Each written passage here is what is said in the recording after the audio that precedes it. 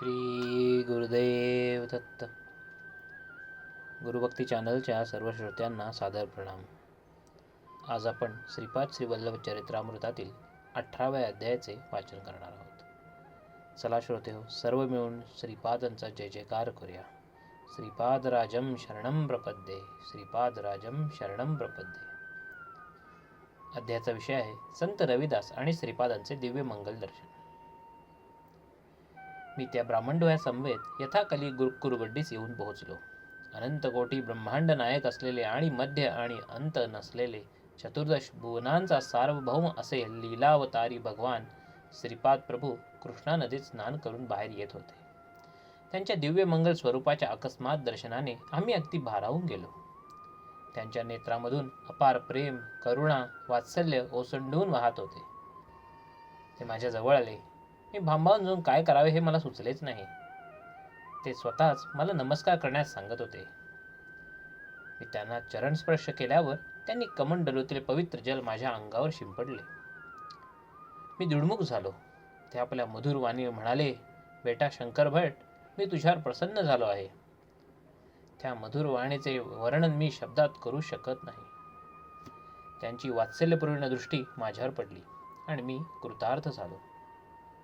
समस्त भूतलावरील आपल्या अनंत शक्तीने विराजमान असणाऱ्या श्रीपादांनी आपल्या वरदहस्त माझ्या शरीरावर ठेवला. माझी कुंडलिनी शक्ती जागृत झाली आणि मला दिसणारी सारे दृष्ट सृष्टी अंतर्धान पावल्यासारखी अनुभूती आली. हजारो सागर एकदम येऊन मला आलिंगन देत असल्याचा भास झाला. अनंत शक्तीचा विद्युत प्रवाह माझ्या नसानसामधून वाहत गेल्यासारखा वाटून मोठा दाह निर्माण झाला. माझे डोळे आपोआप मिटले गेले. नाडी, हृदयस्पंदन थोड्या वेळासाठी थांबले होते. माझे मन निर्विकार आणि निश्चल अवस्थेत मी अत्यंत आनंदात असे होतो. त्याचे वर्णन शब्दात करता येणे कठीण आहे. या अत्युच्च आनंदाच्या अवस्थेत माझ्यातून कोट्यानकोटी ब्रह्मांड सृष्टी स्थिती लय पावत आहेत असे मला भासमान झाले. मी यापासून भिन्न नाही असा दृढ विश्वास वाटत होता. मीचा लय झाल्यामुळे मी अव्यक्त अशा आनंदात होतो. हे सर्व मला चित्र विचित्र वाटत होते. तेवढ्यात श्रीपाद प्रभूंनी आपल्या कमंडलूतील जल मोठ्या प्रेमाभावाने माझ्यावर प्रोक्षण केले आणि मी सहज स्थितीत परत आलो. संपूर्ण विश्वाचे आदिगुरु असणारे श्रीवल्लभ माझ्याकडे हजार मातांचे वात्सल्य डोळ्यात आणून पाहत मंद मंद स्मित करीत होते. यवनांना श्रीवल्लभांचे दर्शन. माझ्याबरोबर आलेल्या ब्राह्मणद्वयांना श्रीपाद प्रभूंवर बोलणे किंवा पादस्पर्श करण्याचे धैर्य नव्हते. श्रीपाद स्वामी मला म्हणाले, तुझ्या बरोबर आलेले हे दोन अपरिचित कोण आहेत? मी म्हणालो, प्रभू, आपल्या दिव्य चरणांचे दर्शन घेऊ इच्छिणारे हे दोन ब्राह्मण आहेत. त्यावर प्रभू म्हणाले, हे ब्राह्मण दिसत नाहीत, गोमांस खाणारे यवन दिसतात. खरे का खोटे हे तू त्यांनाच विचार. एवढ्यात ते ब्राह्मण म्हणाले, आम्ही ब्राह्मण नाही यवन आहोत, यात संदेह नाही. आम्ही कुराण वाचतो. त्यांच्या या वक्तव्यावर मी स्तंभितच झालो. श्रीपाद श्रीवल्लभ नावाने मायावेशाने संचार करणाऱ्या जगतप्रभू श्री दत्तात्रय स्वामींना ओळखणे अनेक जन्माचे पुण्यफल आहे. त्या स्थिर भावात भक्तिभाव स्वरूप संपूर्ण रूपाने वाटणे म्हणजे महत् भाग्य आहे. गोमातेत सर्व देवता वास करतात. गायी विना घर स्मशानासारखे असते. श्रद्धेने गोसेवा करणारे मला खूप आवडतात. गायीचे दूध पुष्टीदायक आणि तुष्टीदायक असते. ब्राह्मण जन्म घेऊन गोमांस खाणारा शिक्षेस पात्र होतो. यज्ञयाग करताना शेळीचे बलिदान दिले जाते. यज्ञ पशु म्हणून शेळी अथवा इतर पशु सुद्धा त्यांच्या नीच योनीतून विमुक्त होऊन पुढे उत्तम असा जन्म प्राप्त करतात. यज्ञ पशुला चांगला जन्म मिळावा म्हणजे यज्ञ करणारा महायोगी तपोबल आणि योगबलाने समृद्ध असावा लागतो. जर तो योगी समर्थ नसेल तर त्याला प्राणी हत्या केल्याचे पापच लागते. देशकालानुसार धर्म कर्म पद्धतीमध्ये थोडा थोडा बदल होत असतो. यवन असणाऱ्या तपस्वींनी गोमांस भक्षण केले तरी परमेश्वरा अर्पण बुद्धीने केलेले कर्म गाय आणि तिच्या संततीस उत्तम जन्मच मिळवून देते. परंतु असे न केल्यास मात्र महापाप लागते. म्हणून गोहत्या शास्त्रानुसार महान पाप आहे. कौरव पांडवांच्या युद्धासाठी कोणते क्षेत्र धर्मक्षेत्र आहे याचा शोध करण्यासाठी अर्जुन व श्रीकृष्ण निघाले. त्यांना एक शेतात शेतकरी पाणी देत असलेला दिसला. पाण्याचा प्रवाह अडवण्यासाठी त्याला एका मोठ्या दगडाची आवश्यकता होती. तो अशा दगडाच्या शोधातच होता. इतक्यात त्याचा मुलगा वडिलांसाठी जेवण घेऊन आला. जेवण झाल्यावर पाणी अडवण्यासाठी जेव्हा दगड मिळाला नाही तेव्हा त्याने आपल्या मुलाचाच वध केला आणि त्याचे मृत शरीर दगडाप्रमाणे पाणी अडवण्यासाठी ठेवले. त्यावेळी शेतकरी आणि त्याचा मुलगा या दोघात मारण्याची क्रिया करताना कोणताही भाव नव्हता. ते दोघेही निर्विकार होते. शेत पिकवून सर्वांना आहार द्यावा एवढाच त्या शेतकऱ्यास ज्ञात होते. तोच त्याचा धर्म होता. शेतकरी फळाची आशा न करता आपले कर्म अत्यंत श्रद्धाभावाने करीत होता. याच शेताची जागा श्रीकृष्णाने धर्मक्षेत्र म्हणून निवडली. अरे, नाममात्र ब्राह्मणा गोमांस भक्षण करणे केव्हाही बरोबर नाही. पूर्वपुण्याईने आणि पूर्व पितृदेवतांच्या प्रार्थनेने तसेच माझ्या अपार कारुण्याने तुम्हाला माझ्या दर्शनाचा लाभ झाला. हेच तुमचे महत् भाग्य समजा. तुम्ही केलेला नमस्कार मी स्वीकारित नाही. तुम्ही मला स्पर्श करू नका. माझ्या कमंडलूतील पाणी तुमच्या अंगावर घालणे शक्य नाही. तुम्ही येथून तात्काळ निघून जा.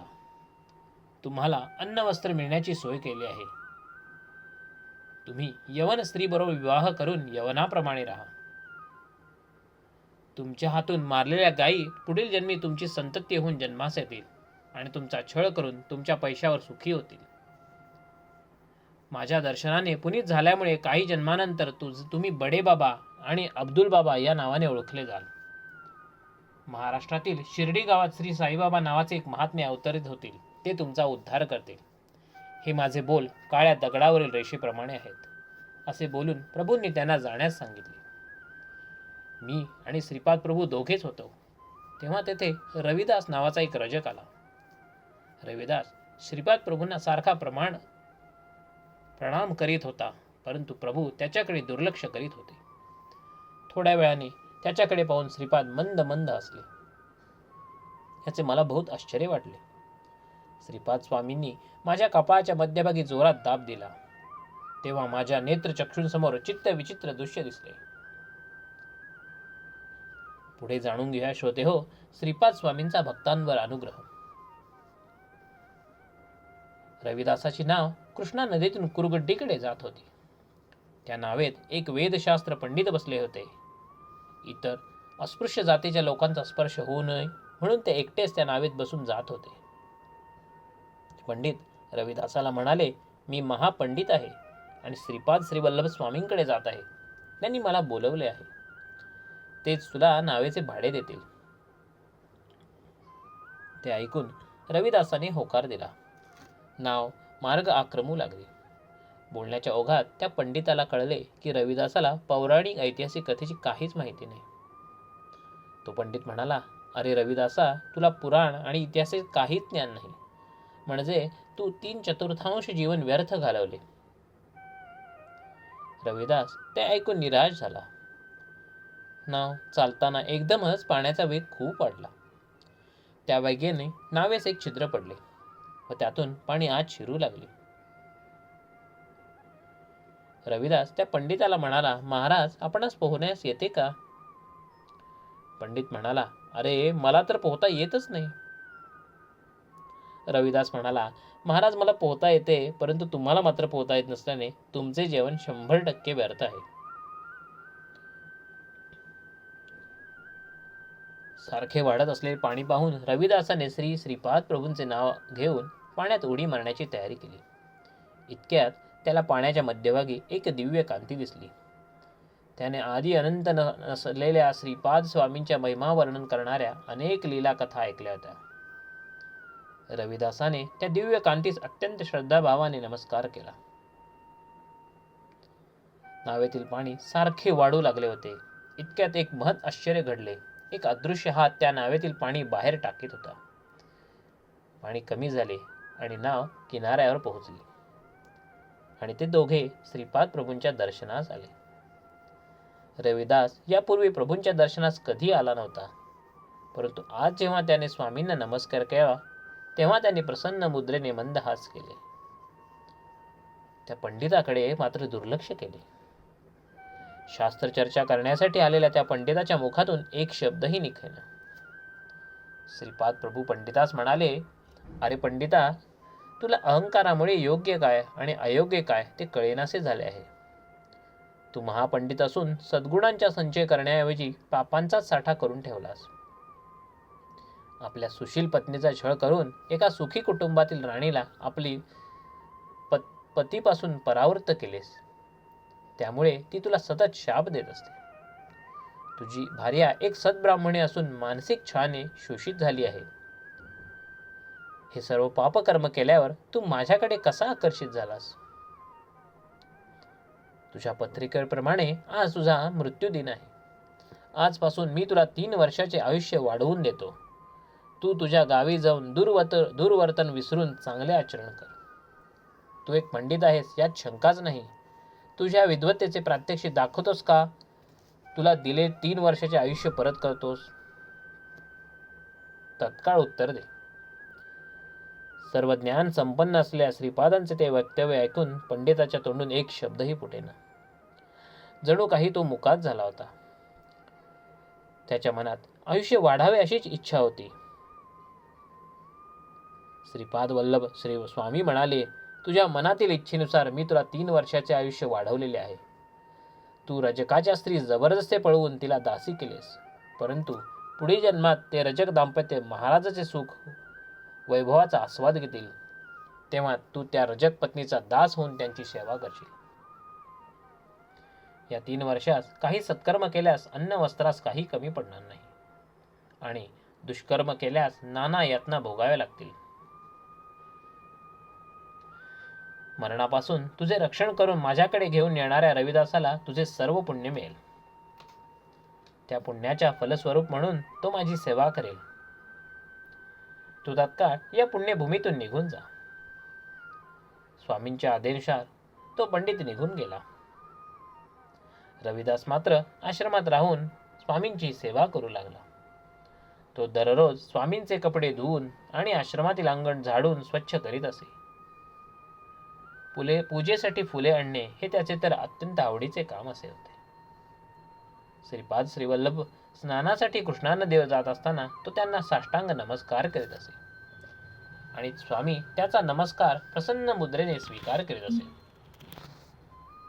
रविदासाच्या पत्नीने तसेच पित्याने त्यास एकदा सांगितले होते की श्रीपाद प्रभू अंतर्यामी असल्याने त्यांनी केलेला एक नमस्कार स्वीकारल्यास तो 100 लोकांना केलेल्या नमस्काराचे फळ मिळवून देणार आहे. एकदा रविदास कृष्णा नदीच्या तीरावर उभा होता. त्यावेळी एका मोठ्या नावेत त्या गावातील राजा आपल्या लवाजम्यासह जलविहार करीत होता. रविदास त्या राजाकडे एकचित्ताने पाहत होता. तेवढ्यात श्रीपाद स्वामी नदीत स्नान आटपून बाहेर आले. रविदासाचे त्यांच्याकडे लक्षच नव्हते. स्वामींनी त्याच्या खांद्यावर हात ठेवून प्रेमाने विचारले, काय पाहत आहेस रजका? त्यांच्या मधुर वाणीने रविदास एकदम गोंधळला व स्वतःला कसेबसे सावरत त्याने स्वामींना साष्टांग नमस्कार घातला. स्वामी म्हणाले, त्या राजाच्या वैभवाकडे पाहतोस ना? रविदासाने होकारार्थी मान हलवली. ते पुढे म्हणाले, तुला राजा होण्याची इच्छा आहे ना? तू पुढच्या जन्मी विदुरा नगरीचा म्हणजे सध्याचे बिदर या क्षेत्राचा राजा होशील. त्यावेळी मी नरसिंह सरस्वती या रूपात तुला दर्शन देईन. तुर्जक म्हणाला, प्रभो, मला राजा होण्याची इच्छा आहे, परंतु मला आपल्या चरणांची सेवा सदैव मिळावी. महाराजांनी ही इच्छा त्याची पूर्ण केली. तो मृत्यूनंतर यवन कुलात जन्मला आणि यथाकाली विदुरा नगरीचा राजा झाला. राज्य वैभव उपभोगून जीवनाच्या उतारवयात त्या श्री नृसिंह सरस्वतींचे दर्शन झाले आणि त्यांच्याच कृपेने त्याच पूर्वजन्माची आठवण झाली आणि तो नृसिंह सरस्वती स्वामींच्या चरणावर नतमस्तक झाला. त्याने स्वामींना राजधानीत नेऊन मोठा सन्मान केला. श्रोते हो, आता आपण पुढील गोष्ट ऐकूया, ज्यामध्ये खिरीने भरलेले एक अक्षय पात्र असे होते. चॅनलला नवीन असाल कृपा करून श्रीपाद श्रीवल्लभांचा जय जयकार करणारे कमेंट लिहा. आम्ही सर्वजण बसलो असताना एक तरुण ब्राह्मण तेथे आला. तो दुरून आला असल्याने त्याचे पाय धुळीने भरले होते. त्याचे नाव वल्लभेश्वर शर्मा असे होते.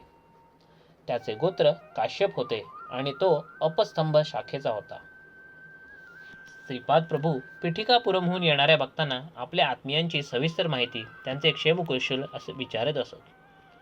हा सर्वज्ञानी असणाऱ्या श्रीपादांचा आवडता छंद होता. वल्लभेश्वर पिठिकापुरमहून आला होता. त्याला स्वामींनी आपल्या नातलगांचे संबंधितांचे क्षेमकुशल विचारले. मध्यान्हीची वेळ झाली होती. स्वामींचे शिष्य भिक्षा घेऊन आले. इतक्यात काहीतरी घेण्यासाठी स्वामींनी आपला दिव्य हात वर केला आणि एक चांदीचे पात्र हातात घेतले. त्यात खीर भरलेली होती. तेथे जमलेल्या शिष्यांना त्यांनी खीर वाटून दिली, परंतु ते भांडे खिरीने भरलेलेच राहिले. श्रीपाद प्रभूंनी शिष्यांना आणलेली सर्व भिक्षा नदीच्या पाण्यातील जलचरांना देण्याचा आदेश दिला. त्यानुसार रविदास सर्व भिक्षांना घेऊन कृष्णेच्या तीरावर गेला. नदीतील जीवजंतूंना सुद्धा स्वामींचा प्रसाद मिळावा हा त्याचा संकल्प होता. श्रीपाद श्रीवल्लभ मला वल्लभेश्वराच्या जवळ बसण्यास सांगत होते, परंतु त्याच्या जवळ रविदास बसला होता.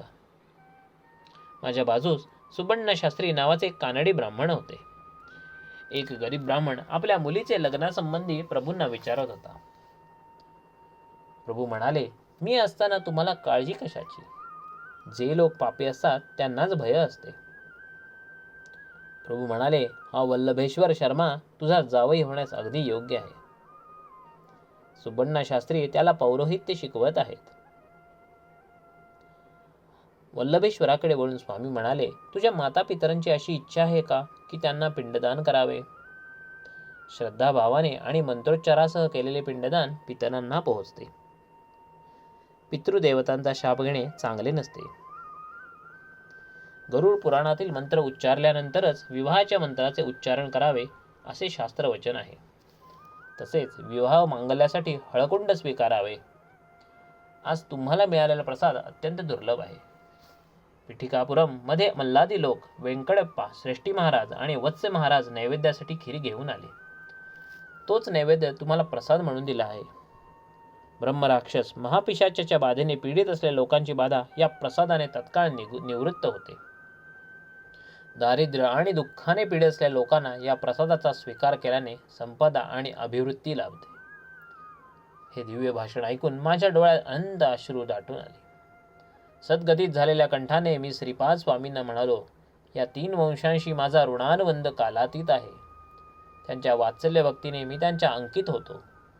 मला कुठेही जेवण्यास न मिळाल्यास मी सूक्ष्म रूपाने जाऊन तेथे यथेच जेवण करतो. जे कोणी माझी वात्सल्यपूर्ण भावाने सेवा करतात त्यांच्या घरासमोर मी बाल्य स्वरूपात खेळत असतो. माझ्या पावलांचा सुमधुर आवाज माझ्या भक्तांच्या हृदयात प्रतिध्वनित होतो. रात्रीच्या वेळी कुरगड्डी गावात माझ्या संमतीशिवाय कोणी राहू शकत नाही. यक्षिणी, ब्रह्मराक्षस, महापिशाच्य महाआरतीच्या वेळी आक्रोश करतात. मी त्यांची पिशाच्य योनीतून सुटका करून नवीन देह प्राप्त करून देतो. देवता, गंधर्व, यक्ष, अदृश्य शक्ती यांसारखे उच्च पदास पोहोचलेले जीव माझ्या दर्शनास येतात. महासिद्ध, महायोगी, तपस्वी महापुरुष माझे दर्शन, स्पर्श व संभाषणाचे भाग्य प्राप्त व्हावे अशी इच्छा मनात धरून असतात. अनेक कष्ट झेलून माझ्याकडे येत राहतात.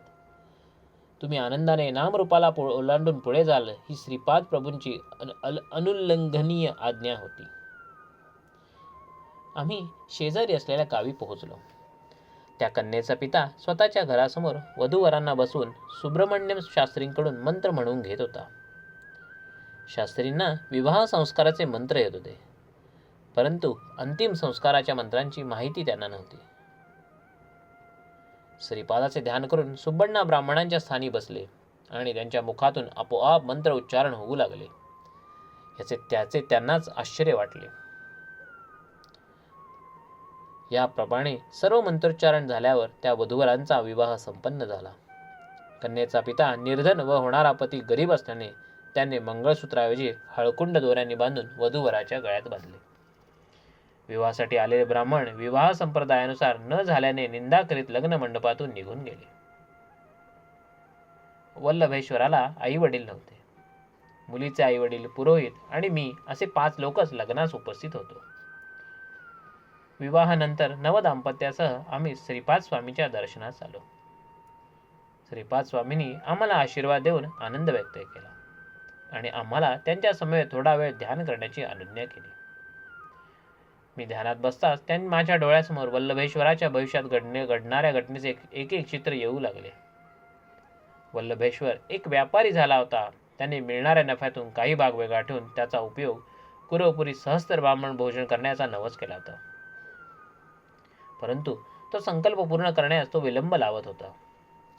श्रीपाद श्रीवल्लभ कुरवपूर क्षेत्री अंतर्धान पावले. ते गुप्त रूपाने संचार करीत होते. कुरवपूर या क्षेत्री प्रभूंच्या पादुका मात्र होत्या. वल्लभेश्वराने धन संपादन केले व ते घेऊन तो कुरवपुरी आपला संकल्प पूर्ण करण्यास येऊ लागला. मार्गात त्यास 4 चोर यांत्रिकाच्या वेशात भेटले. थोडे अंतर बरोबर गेल्यावर त्या चौघांपैकी एका चोराने वल्लभाचार्यांचा वध केला व त्यांच्या जवळील धन घेण्याचा प्रयत्न करू लागला. तितक्यात श्रीपाद प्रभू तेथे त्रिशूलधारी यतीच्या वेशात प्रकट झाले. वल्लभेश्वर चोराने मारण्यापूर्वी श्रीपाद स्वामींच्या ध्यानात मग्न होता. आपल्या भक्ताचे रक्षण करण्यासाठी प्रभू तात्काळ धावून आले. त्यांनी 3 चोरांना आपल्या त्रिशूलाने मारून टाकले. चौथा चोर अत्यंत केविलवाण्या स्वरूपात स्वामींना म्हणाला, महाराज, मी चोर नाही. दयावंत प्रभूंनी त्या चौथ्या चोरास अभयदान देऊन विभूती दिली व म्हणाले, वल्लभेश्वराचे शिर आणून त्याच्या धडास जोडून ठेव. त्याप्रमाणे ठेवताच स्वामींनी त्या मृतदेहाकडे अमृत दृष्टीने पाहिले आणि दुसऱ्या क्षणी वल्लभेश्वर नवजीवन प्राप्त होऊन झोपेतून उठून बसल्याप्रमाणे उठून बसला. त्या चौथ्या चोराने वल्लभेश्वराला झालेला प्रकार सांगितला. त्याच्या आनंदाला सीमा उरली नाही. श्रीपाद प्रभूंचे प्रत्यक्ष दर्शनाचे भाग्य न लाभल्यामुळे मात्र त्यास वाईट वाटले. वल्लभेश्वरामुळे श्रीपाद प्रभूंचे दर्शन घडल्याने तो चौथा चोर अत्यंत आनंदित झाला. वल्लभेश्वर कुरवपूरला येऊन पोहोचला. त्याने 1 सहस्त्र ब्राह्मणाऐवजी 4 सहस्त्र ब्राह्मणा भोजनाची आराधना केली होती. श्रीपाद स्वामींचे विराट स्वरूप. आम्ही सर्वजण डोळे झाकून ध्यानस्थ बसलो होतो. मला वल्लभाचार्यांच्या भविष्यात घडणाऱ्या एक घटनेचे चित्र दिसत होते. तितक्यात डोळे उघडण्याची श्रीपाद प्रभूंनी अनुज्ञा दिली. ते म्हणाले, कोणतेही कार्य अकारण होत नाही. प्रत्येक कर्मासाठी काही ना काही कारण असतेच. सृष्टीचे विधान चित्र विचित्र आहे. निर्गुण आणि निराकार असा मी तुझ्यासाठी साकार रूपात अवतरित झालो आहे. हे पाहून तुम्हाला आश्चर्य वाटेल. परिमित आणि अवधूत नसलेला मी तुम्हास परिमित आणि अवधूत असल्याचा भास होतो. तसा अनुभव सुद्धा येतो. हा फार गुंतागुंतीचा विषय आहे. सर्व शक्ती माझ्या स्वाधीन आहेत. या अनंत कोटी ब्रह्मांडात प्रत्येक अणुरेणूमध्ये मीच भरून राहिलो आहे. अणुरेणूंना एकत्र करून ठेवणारा संकल्प स्वरूप मीच आहे. या रेणूला वेगवेगळे करून नूतन सृष्टीची निर्मिती करण्यासाठी जी स्थिती हवी असते त्यासाठी प्रळयकाळ साधणारा असा रुद्ररूप हा मीच आहे. हे ज्ञान आणि अज्ञान ह्याचा तुम्हाला बोध करून सर्व जीवांना अनेक प्रकारची माया करून त्यात सर्वांना बंदिस्त मीच करतो. जेव्हा जेव्हा भक्त आर्ततेने माझी प्रार्थना करतात व मला सहाय्यासाठी बोलवतात तेव्हा तेव्हा मी सहस्त्र बाहूंनी त्यांचे रक्षण करतो. हे माझे अनादि तत्वच मीच आहे. प्रत्येक जीव मात्रात व्यापून असलेला मी तोच मी. अशा मी मध्ये असलेल्या शक्तिमत्व, सर्वज्ञता, सर्वार्थयत्न मित्व तुमच्या दृष्टीला दिसत नसल्याने तुम्ही भ्रमित होता. याचा तुम्हाला अनुभव देऊन तुम्हाला मला व्यक्त रूपात पाहिलेत तर आश्चर्य वाटण्यासारखे काही आहे का? परब्रह्म स्वरूप असलेले श्रीपाद प्रभू या प्रकारे समजावून सांगत असताना घंटानाद ऐकू लागला. सगळे आश्चर्यचकित मनस्थितीत असताना तो घंटानाद शांत झाला. श्रीपादांची मातृभावना. आम्ही सर्वजण बसलो असताना श्रीपाद प्रभू म्हणाले, श्रीपाद श्रीवल्लभांचा हा अवतार फल देणारा महान अवतार आहे. माझे नामस्मरण केल्याशिवाय कोणताच अवधूत पूर्ण सिद्धी प्राप्त करू शकत नाही. तसेच महान योगी सुद्धा सिद्धी प्राप्त करण्यासाठी माझे नामस्मरण करतात. हे वल्लभेशा, तुझे आई वडील लवकरच निवर्तले आणि तुझ्या नातेवाईकांनी तुला दुमार्गाला लावून तुझी सर्व संपत्ती हिरावून घेऊन तुला भिकारी केले. हे आम्हास ज्ञात आहे. त्या नातेवाईकांची मुले सुद्धा तुझ्याशी वैरभावाने वागतात हे आम्ही जाणतो. तुझे ते दुष्ट नातेवाईक पुढील जन्मात चोर बनले. तू धन घेऊन कुरुगड्डीस येताना त्या चोराने तुला धन लुटून तुला मारून टाकले. तू आमचे स्मरण करताच आम्ही तेथे प्रकट होऊन आमच्या त्रिशूलाने तिन्ही चोरांचा वध केला. चौथा चोर आम्हाला शरण आला व त्याचा दोष ही अत्यंत कमी असल्याने त्याला आम्ही जीवदान दिले. श्रीपाद प्रभूंचे हे वक्तव्य ऐकून वल्लभाच्या पत्नीच्या डोळ्यात पाणी आले. ते पाहून प्रभू म्हणाले, हे माते, प्रत्येक स्त्रीमध्ये आम्हाला जन्म दिलेल्या अखंड सौभाग्यवती सुमती महाराणीच दिसते. त्या महान मातेच्या कुशीमध्ये नेहमीसाठी आम्ही बालकच असतो. तू दुःखी होऊ नकोस. मी दिलेले हळकुंड जपून ठेव. तुझ्या या हळकुंडामुळे सदैव सौख्य लाभेल. तू अखंड सौभाग्यवती राहशील. आमचे हे वचन काळ्या दगडावरील रेषेप्रमाणे अटळ आहे. त्याला सृष्टीतील कोणतीच शक्ती बदलू शकत नाही. मला गायत्री मंत्राचा उपदेश करणारे माझे प्रथम गुरु माझे पिताच असून त्यांचे नाव चिरकाल टिकून राहील. आमच्या पुढील अवतारात नरसिंह नावाबरोबर सरस्वती नाव सोडून नृसिंह सरस्वती असे नाव आम्हास लाभणार आहे. आमचे आजोबा बापन्नाचार्यलू यांचे नाव सुद्धा अजरामर करण्याचा आमचा मानस आहे. नृसिंह सरस्वती अवतारात आमचे रूप आमच्या आजोबासारखेच असेल. आमचे आजोबा माझे दुसरे गुरु होते. त्यांच्याकडे वेदशास्त्राचा अभ्यास केला. तुम्ही पाहत असलेली घंटा एकीकडे आमच्या आजोबांच्या घरात होती. ती माझ्या संकल्पाने अनेक प्रदेशात फिरून आली. ती भूमीतील भुयारी मार्गाने सुद्धा जात असे. हे शंकरवट्टा, तू रचना करत असलेल्या तेलुगू भाषेतील श्रीपाद श्रीवल्लभ चरित्रामृतातील 18वा अध्याय येथे संपत आला आहे. ती घंटा पिठिकापुरमला गावी येऊन पोहोचली आहे. ही घंटा अनेक आकार घेऊन अनेक आकार बदलून माझ्या संकल्पानुसार पुन्हा येथे आली आहे. आमच्या आजोबांच्या स्वतःच्या घरात माझ्या महासंस्थानाची स्थापना होईल. आमच्या प्रेमाची खूण म्हणून ही जय जय निनाद करणारी घंटा आम्ही पिठिकापुरमला पाठवली आहे. श्रीपाद श्रीवल्लभांचा जय जयकार असो. श्री गुरुदेव दत्त.